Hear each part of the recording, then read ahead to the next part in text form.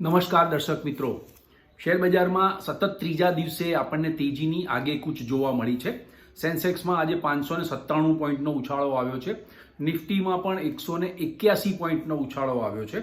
મિત્રો, આમ 3 દિવસ જોઈએ તો 3 દિવસમાં સેન્સેક્સમાં 1800 પોઈન્ટનો ઉછાળો આવ્યો છે અને નિફ્ટીમાં 542 પોઈન્ટનો ઉછાળો આવ્યો છે. તો આ તેજીમાં હવે શું કરાય? કેટલો વિશ્વાસ મૂકી શકાય આ તેજીમાં? કારણ કે નેગેટિવ ન્યૂઝ સતત આવી રહ્યા છે અને બજાર ઉપર જઈ રહ્યું છે. તો કેટલો વિશ્વાસ મૂકી શકાય? હવે શું કરાય? હવે 3 દિવસની તેજી પછી રિએક્શન આવશે કે કેમ? આ સવાલના જવાબ આપણે આ વિડીયોમાં મેળવવાનો પ્રયત્ન કરીશું. મિત્રો, ઇન્વેસ્ટિંગ A to Z માં આપનું સ્વાગત છે. હું ભરત પંચાલ. સૌપ્રથમ જોઈએ આજના બજારની ચાલ. તો આજે મુંબઈ શેર બજારનો જે સેન્સેક્સ છે એ 80,529ના ઊંચા મથાળે ગેપમાં ખુલ્યો. શરૂમાં એ સામાન્ય ઘટી 80,244 થયો. ત્યાંથી એ ઝડપથી ઉછળી 80,949ની હાઈ બનાવી અને ટ્રેડિંગ સેશનને અંતે 80,845.75 બંધ રહ્યો, જે 597.67નો ઉછાળો દર્શાવે છે.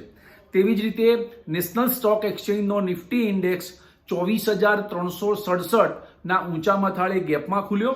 શરૂમાં એ ઘટી 24,280 થયો. ત્યાંથી ઝડપથી વધી 24,481 થયો અને ટ્રેડિંગ સેશનને અંતે 24,457.15નું ક્લોઝિંગ આવ્યું છે, જે 181.10નો ઉછાળો દર્શાવે છે.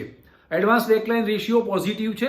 2047 સ્ટોકના ભાવ વધીને આવ્યા છે, 772 સ્ટોકના ભાવ ઘટીને આવ્યા છે અને 76 સ્ટોક છે એ અનચેન્જ રહ્યા છે.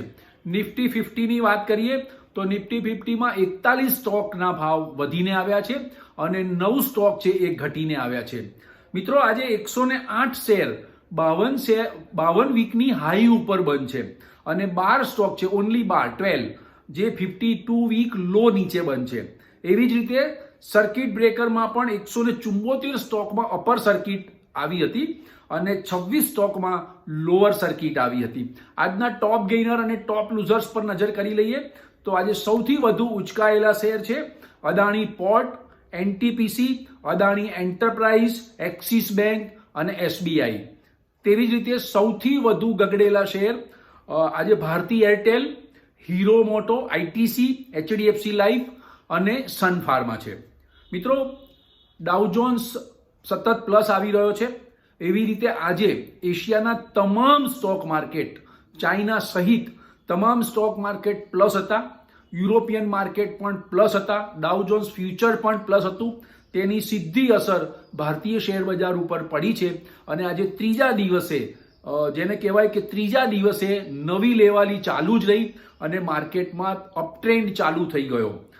મિત્રો, એફએન્ડોમાં જે સામેલ થયેલી નવી કંપનીઓ છે એ તમામ શેરની અંદર આજે નવું બાઇંગ જોવાયું અને એ બધા જ શેરોમાં આજે આપણને તેજી જોવા મળી હતી. બીજી તરફ મિત્રો, એચડીએફસી બેંકમાં બ્લોક ડીલ થઈ મોટી. ગઈકાલે બ્લોક ડીલ થઈ હતી 2 ડિસેમ્બરે.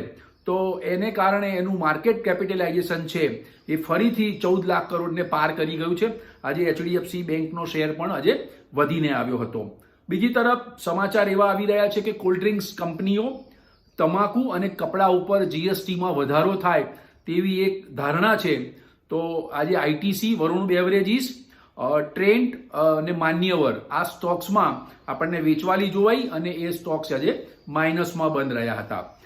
મિત્રો, કેટલાક કોર્પોરેટ ન્યૂઝ છે જે ફટાફટ આપણે જોઈ લઈએ અને કોર્પોરેટ ન્યૂઝ ખૂબ મહત્વના છે. બીપીસીએલે કોલ ઇન્ડિયા સાથે કરાર કર્યો છે. સિન્થેટિક નેચરલ ગેસ પ્રોજેક્ટ માટે બીપીસીએલે કોલ ઇન્ડિયા સાથે કરાર કર્યો છે. કેપીઆઈ ગ્રુપની કેપીઆઈ ગ્રીન એનર્જી છે, એણે કોલ ઇન્ડિયા તરફથી 300 MWAC ground mounted solar PV plant સ્થાપવા માટેનો 1311 કરોડનો મોટો ઓર્ડર મળ્યો છે. એટલે એ સમાચાર સારા છે અને કેપીઆઈ ગ્રીન એનર્જીના શેરનો ભાવ આજે ઉચકાઈને આવ્યો હતો. ત્રીજો મહત્વનો ન્યૂઝ છે ટીસીએસે બેંક ઓફ ભૂતાન સાથે કરાર કર્યો છે. Customer experience and digital core માટેનો કરાર કરવામાં આવ્યો છે. એટલે ડિજિટલ કેર મોડર્નાઇઝેશન માટેનો કરાર કર્યો છે. અને એનબીસીસી કરીને કંપની છે, એનબીસીસી, એને 213 કરોડનો ઓર્ડર મળ્યાના સમાચાર મળી રહ્યા છે. મિત્રો, એફઆઈઆઈની વેચવાલી ખૂબ સ્લો થઈ ગઈ છે. બીજી તારીખે એફઆઈઆઈએ 238 કરોડનું નેટ સેલ કર્યું હતું. તેની સામે 3588 કરોડનું નેટ બાય ડીઆઈઆઈ અને મ્યુચ્યુઅલ ફંડોએ કર્યું છે. મિત્રો, 3 દિવસની તેજી જોઈ. તેજીમાં 1800 પોઈન્ટ સેન્સેક્સ વધ્યો, 1801 પોઈન્ટ, અને નિફ્ટીમાં 542 પોઈન્ટનો ઉછાળો જોવાયો છે. તો આપણે જે ગઈકાલના વિડીયોમાં વાત કરી હતી કે નેગેટિવ ન્યૂઝ છે, શેર બજાર પોઝિટિવ છે, તો કઈ રીતે બની શકે? તો આ એ બન્યું છે અને શેર બજારે એની આંતરિક સ્ટ્રેન્થ બતાવી છે. એફઆઈઆઈની જે બી વેચવાલી આવી એ એબ્સોર્બ થઈ ગઈ છે અને બજાર પાછું 80,000 ઉપર આવી ગયું છે અને નિફ્ટી પણ આજે તો 24,350ના લેવલ ઉપર બંધ આવી રહ્યો છે, જે આપણે ગઈકાલે કહ્યું હતું, એના આગલા દિવસના વિડીયોમાં પણ કહ્યું હતું કે 24,300 ઉપર બંધ આવશે તો માર્કેટમાં તેજીનો ટોન શરૂ થશે, પણ આજે એ બંધ આવી ગયો છે. તો મિત્રો, આપણે એ ચર્ચા કરીએ છીએ કે નેગેટિવ ન્યૂઝ વચ્ચે પણ શેર બજાર પોઝિટિવ છે. શેર બજારની તે આંતરિક મજબૂતાઈ દર્શાવે છે. ટેકનિકલી બજાર ખૂબ સ્ટ્રોંગ થઈ ગયું છે. તો મિત્રો, કારણમાં એવું છે, સપ્તાહના અંતમાં, આજે આ સપ્તાહ ચાલી રહ્યું છે, એના અંતમાં આરબીઆઈની ક્રેડિટ પોલિસીની સમીક્ષા થવાની છે. તો સૌપ્રથમ એક નેગેટિવ ફેક્ટર આવ્યું હતું, જીડીપીનો ગ્રોથ. જીડીપીના Q2ના 5.4% ગ્રોથ આવ્યો. તો એ 6.5% આવવાની જગ્યાએ 5.4, એટલે એ નેગેટિવ ન્યૂઝ છે. અને મોંઘવારી સતત વધીને આવી રહી છે ભારતમાં. તો આ બંને ઉપર આરબીઆઈ શું સ્ટ્રેટેજી અપનાવે છે? વ્યાજ દરમાં ઘટાડો કરે છે અથવા વ્યાજ દરમાં ઘટાડો કરવાનું વચન આપે છે કે પછી એ શું એક ગાઈડન્સ આપે છે એના ઉપર, અને મોંઘવારી વધી રહી છે તો એના ઉપર એ શું એક્શન લે છે, એના ઉપર શેર બજારની નજર છે. એટલે જેવી આવશે એ પોઝિટિવ આવશે એવી ધારણાએ શેર બજારમાં નવું બાઇંગ જોવા મળ્યું 3 દિવસમાં. એટલે તમને કહું કે જ્યારે બજાર બાઉન્સ થયું ત્યારે સૌથી પહેલા યુટર્ન બેંક શેરોએ માર્યો હતો. સરકારી બેંકો અને પીએસયુ બેંકોમાં ખૂબ સારી લેવાલી આવી હતી અને મેં કહ્યું હતું કે બેંક ઇન્ડેક્સ છે એ સ્ટ્રોંગ બાયમાં પડ્યો છે. 51,800નો હવે સપોર્ટ લેવલ બની ગયું છે. એટલે બેંક સ્ટોક સૌથી પહેલા બાઉન્સ બેક થયા હતા અને એ તેજીમાં પડ્યા હતા, બુલિશ ટ્રેન્ડમાં પડ્યા હતા. મિત્રો, એફઆઈ વેચવાલી છે એ સ્લો પડી છે, આપણે જે વાત કરી. તો આ બીજું કારણ છે તેજી થવા પાછળનું. પહેલું કારણ આરબીઆઈની પોલિસીની સમીક્ષા, બીજું કારણ એફઆઈઆઈની વેચવાલી છે ધીમી પડી છે, ત્રીજું નિષ્ણાતો એવું માની રહ્યા છે કે જીડીપીના આંકડા જે ખરાબ આવ્યા છે તે પહેલેથી ડિસ્કાઉન્ટ થઈ ગયા છે, એટલે એની બજાર ઉપર અસર જોવા નથી મળી, આવું નિષ્ણાતો કહી રહ્યા છે. પણ જીડીપીના આંકડા ખરાબ આવ્યા છે એ બિલકુલ હકીકત છે. એ ઇન્ડિયન ઇકોનોમી માટે એ ચિંતાજનક સમાચાર તો છે જ. પણ જોઈએ આરબીઆઈ હવે પછીના એના જે એની પોલિસીની સમીક્ષા થવાની છે એમાં એ શું સ્ટેપ લે છે. તો આ 3 દિવસની તેજી પછી આપણે શું કરવું જોઈએ? તો મિત્રો, થોડો હોલ્ડ કરો. 3 દિવસની તેજી સળંગ થઈ છે. 1800 પોઈન્ટ સેન્સેક્સ વધ્યો છે, નિફ્ટી 542 પોઈન્ટ વધી છે. એકાદ રિએક્શન, સારું એવું રિએક્શન આવશે, એમાં તમે બાય કરજો. બજાર તેજીમાં પડ્યું છે, લાંબા ગાળાનો ટ્રેન્ડ બુલિશ જ છે. તેમ છતાં ઘટાડો આવે તો સારા સ્ટોક્સ જેના Q2ના પરિણામ સારા આવ્યા છે અને જે ટેકનિકલી મજબૂત છે એવા સ્ટોક્સમાં આપ ઇન્વેસ્ટમેન્ટ કરજો.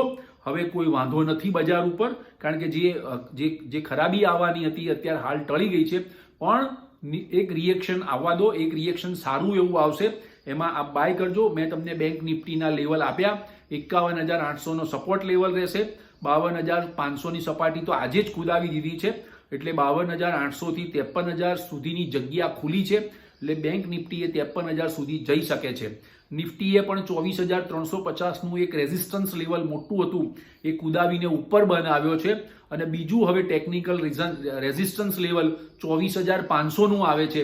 જો 24,500 ઉપર નિફ્ટી નીકળી તો બજારમાં એક સારી તેજી આપણને જોવા મળશે. ડિસેમ્બર એન્ડિંગ પહેલા 24,500નું રેઝિસ્ટન્સ લેવલ કુદાવશે તો બજારમાં સારી તેજી જોવા મળશે. મિત્રો, આપણે આ જે વિડીયો બનાવીએ છીએ તે માત્ર આપના એજ્યુકેશન પર્પઝથી છે, આપને ઇન્ફોર્મેશન શેર કરવા માટે છે અને શેર બજારનું જે રોકાણ છે એ જોખમોને આધીન હોય છે. મિત્રો, આ વિડીયો માહિતીસભર હોય છે. આપનો આ વિડીયો આપ જે જુઓ છો, આપણે યુટ્યુબ ચેનલ શરૂ કર્યાને 3.5 મહિના થયા, એમાં જે સબસ્ક્રાઇબરની સંખ્યા છે 1,000ને પાર કરી ગઈ છે. આપનો બધાનો ખૂબ ખૂબ ધન્યવાદ, આભાર, થેન્ક યુ વેરી મચ. આપ આ વિડીયો ખૂબ જુઓ છો અને આપણે જે માહિતી આપીએ છીએ, ઇન્ફોર્મેશન આપીએ છીએ, કોઈ આપણે ટિપ્સ નથી આપતા. એટલે એ લોકોનો વિશ્વાસ જળવાઈ રહ્યો છે મારા પ્રત્યેનો. મિત્રો, આ વિડીયો ગમ્યો હોય તો લાઇક્સ કરજો, શેર કરજો, કમેન્ટ્સ કરજો અને સબસ્ક્રાઇબ કરજો. Thank you very much.